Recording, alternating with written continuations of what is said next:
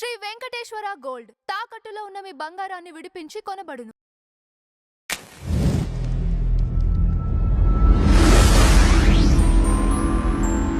Madam నమస్కారం. నమస్తే madam, Peddi cinema నుంచి రారా రైరై అని ఒక సాంగ్ రిలీజ్ అయింది. ఆ సాంగ్ రిలీజ్ అయిన దాదాపు ఒక 10 గంటల్లోనే 6 మిలియన్ వ్యూస్ పైగా వ్యూవర్షిప్ సొంతం చేసుకుంది.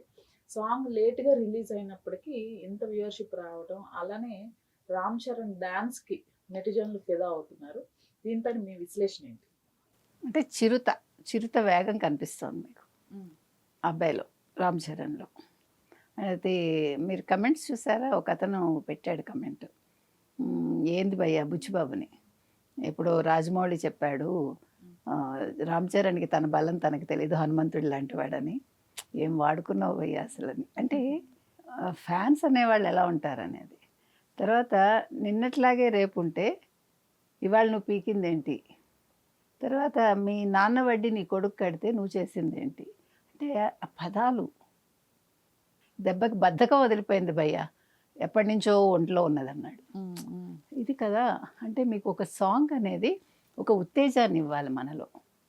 చూడండి, నాడులు ఇదవ్వాలంటారు. ఈ పాట అలా ఉంది.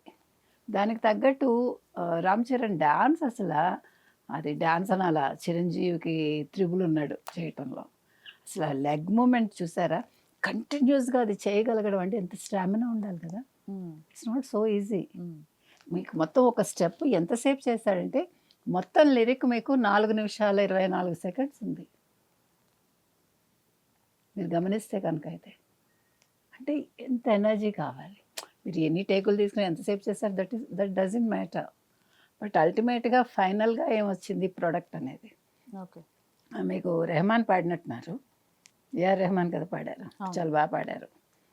అంటే వాయిస్ సూట్ అయింది మీకు. రామ్ చరణ్ కదలికలకి ఆ వాయిస్, ఆ లిప్ సింక్ అయింది. అది చాలా ముఖ్యం. మీకు చిరుత గురించి మాట్లాడి ఉండొచ్చు. నాకు చిరుత కంటే కూడా చిరుత వేగం అనేది, అతను క్రికెట్ షాట్ వేశాడు చూసారా, ఆ వేగం కోసం ఈ పాట అట్లా పెట్టాడు. అంటే లిరిక్ అనేది ఎట్లా ఉండాలి. సో ఇది టైటిల్ సాంగ్ లాగా కనిపిస్తుంది. ఓకే, కాబట్టి సినిమా ఇంకా అసలు మామూలుగా కాదు, సూపర్ డూపర్ హిట్ అవుతుందని చెప్పచ్చు. ఇంకొకటి ఏంటంటే మీకు కొడదెల వాళ్ళకు ఉండే ఒక అదృష్టం ఏంటి తెలుసా, టచ్ వుడ్, వాళ్ళ జుట్టు చాలా బాగుంటుందండి. అది నిజంగా గాడ్స్ గిఫ్ట్. అది మీరు గమనిస్తే కనుకైతే ఎంత బాగుంటుందో వాళ్ళ హెయిర్, వాళ్ళ కళ్ళు. మీకు చిరంజీవి గారి కళ్ళు, దెన్ పవన్ కళ్యాణ్ కళ్ళు, రామ్ చరణ్ కళ్ళు ఇట్లా కోలగా ఉండి ఇలాంటి షార్ప్నెస్ ఉంటుంది మీరు అబ్జర్వ్ చేస్తే. అంటే నాకు చూస్తే నాకు అర్థమైపోతుంది, అందుకని చెప్పగలుగుతున్నా. ఓకే, సో అదొకటి ప్లస్ పాయింట్ వాళ్ళకి.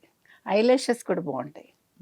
అంటే ఒక మనిషికి అందం అంటే తెల్లగా ఉండడం, 6 అడుగులు ఉండడం ఇవి కాదు. మీకు బేసిక్గా మీ ముఖ కవళికలు, తర్వాత వాటి అమెరికా అనేది అందంగా ఉండాలి, ఒక కళ ఉండాలి. రామ్ చరణ్కి అవన్నీ ఉన్నాయి. అసలు నాకైతే సాంగ్ భలే నచ్చింది. సినిమా కూడా మీరు అన్నారు 6 మిలియన్ వ్యూస్ వెళ్ళిందని, ఇంకా వెళ్తుంది. అంటే లేట్గా వచ్చిందా లేకపోతే ముందు వచ్చిందా ఇవి క్వశ్చన్ కాదండి. చికిరీ సాంగ్ హిట్ అయింది, కానీ దాన్ని మించి ఉంది ఇది. ఆ సాంగ్ కంటే కూడా అసలు మన నో కంపారిజన్. సో సినిమా మొత్తం కూడా అసలు బుచ్చిబాబుని అందరూ ఎంత పొగుడుతున్నారు. ఇది 2వ సినిమా కదా అతనికి, ఉప్పెన తర్వాత. అంటే ఒక కొత్తదనం. ఇంకొకటి, మీరు ఇటీవల కాలంలో సినిమాలు మీరు కనుక చూసారండి, ట్రైలర్స్ కావచ్చు, ఆ బ్యాక్డ్రాప్ అంతా కూడా కొంచెం వాళ్ళు తక్కువ కాంతిలో తీస్తున్నారు. ఎందుకో తెలియదు. అంటే మనం మళ్ళీ బ్లాక్ అండ్ వైట్ సినిమాల లెవెల్కి వెళ్ళిపోతున్నాం. ఆ టైప్లో ఉంటున్నాయి.